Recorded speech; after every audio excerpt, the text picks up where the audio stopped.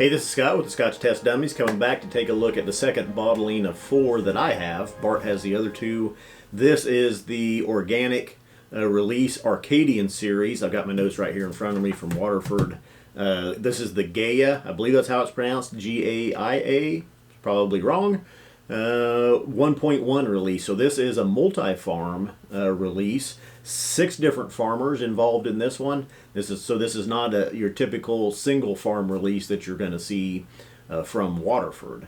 In other words, the terroir experiment, or not necessarily experiment, but just business model. Mark Rainier is going with Waterford Irish whiskeys. Again, these are single malt whiskeys, not your traditional Irish whiskey that's going to be single pot stilled. I say traditional, maybe that's wrong, but some Irish whiskeys are single pot stilled, some are single malts. These are single malt whiskeys. Waterford will use 4 different types of casks.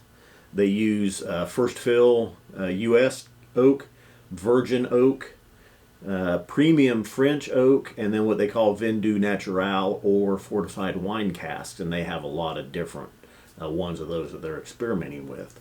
But they'll take a single farm. Generally, they're going to take a single farm barley. It gets harvested. It gets taken. It's stored separately. It's malted separately. It's distilled separately, and then it's put into oak casks. And they'll do a certain percentage in each of those 4 types of casks.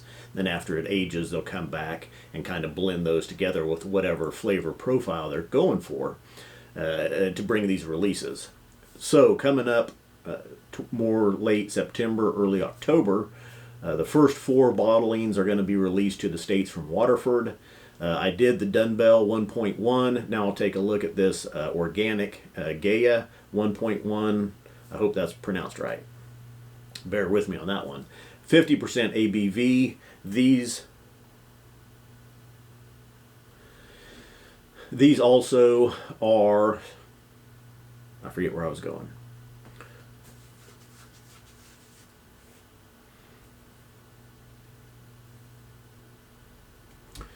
These also, most of these first releases are right around 4 years of age. So they are younger whiskeys, but believe me, blind, you would never think that they're only 4 years old. They're not extremely well aged yet. Blind, though, I think I would still believe these are 8, 9, maybe 10 years old. So they are picking up some cask influences very nicely. And that's also Mark's principles. You grow good barley to make good whiskey. You use good wood to make good whiskey. If you don't have good barley and good wood, you're not going to make good whiskey. So he's using both. Let's start with a little sample here. Again, these are 50% ABV. The organic will, I believe, retail around $100, a little over $110, somewhere in there. It is pricey for a 4-year-old whiskey. But it's worth it. Let's find out what the organic is bringing. Now, I will tell you also, Bart and I were at Waterford last year. We got to taste several of the different white dogs. We got to taste several whiskeys from the different barrels as they were aging. All very nice. The organic white dog was my favorite. I'm not a big white dog fan, but the organic definitely stood out from the others. So let's get in here. Nose, a lot of malt. Lemongrass, strong, fresh mown hay, vanilla custard. So now this one real quick also. So this is the Gaia 1.1. 42% first fill US, 17% virgin oak, 23% premium French oak, and 18% Vin du Natural. I would like to see more of these where the virgin oak is less and the Vin du Natural, the wine influence, is more. So let's get in here on this organic.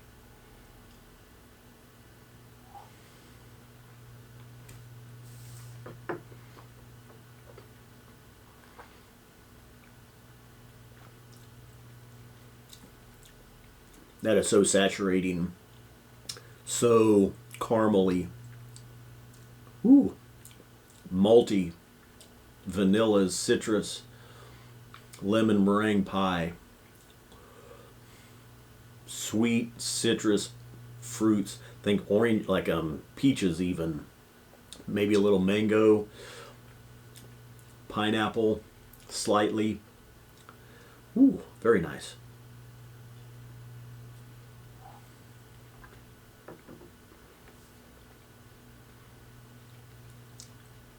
Now, if you watch my dumbbell release, it does have a little bit more influence from the virgin oak. I can pick it out. I don't like the virgin oak as much. This one, it's not as present. And like I say, I will look for those releases that have a little bit less of the virgin oak influence. Personal preference.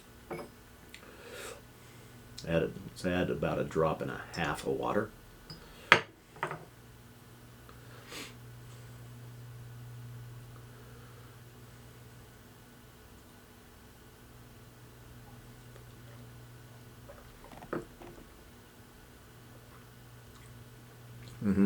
Both of these I like with water.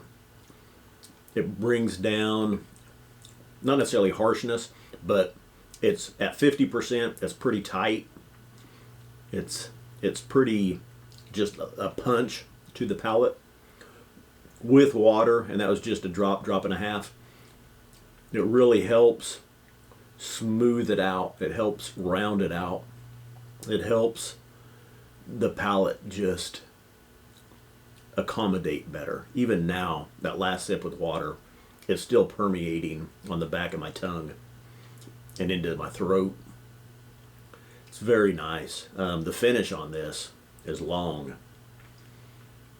That's why I don't think blind you would believe these are only, around 4 years of age. You would think much older. In fact, let's go with, I did 3 drops of water on the dumbbell. Let's try it here. I'll just put in the good drop there.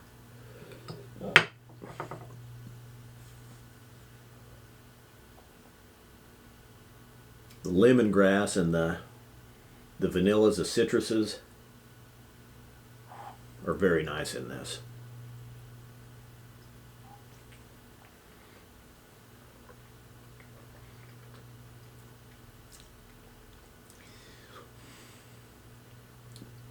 Some of the Vin Doux Natural, or the fortified wine, is starting to show in this. I'm getting some raspberries. I'm getting faintly, not real prominent, faint raspberries, faint blueberries, just on the tail end of the finish, hidden in there, behind the vanillas and the custard and the caramels. It's very nice. I like the organic. The organic Gaia 1.1. And so this is the growers, and then so you can find out also who the farmers were, and I did not mention that on the dumbbell, which was Ned Murphy. Ned Murphy's barley was used for the dumbbell release. And this is a multi-farm release again. Growers are John Malick, Patty Tobin, Alan Jackson, Pat and Dennis Booth, Jason Stanley, and Trevor Harris. Great combination here. A lot of information online, as well as the organic barley that they use and some of the methods that are used to grow it. But very nice here. I like this one better than the dumbbell. 90. Yep, 90. See you next time. Cilantro, dummies.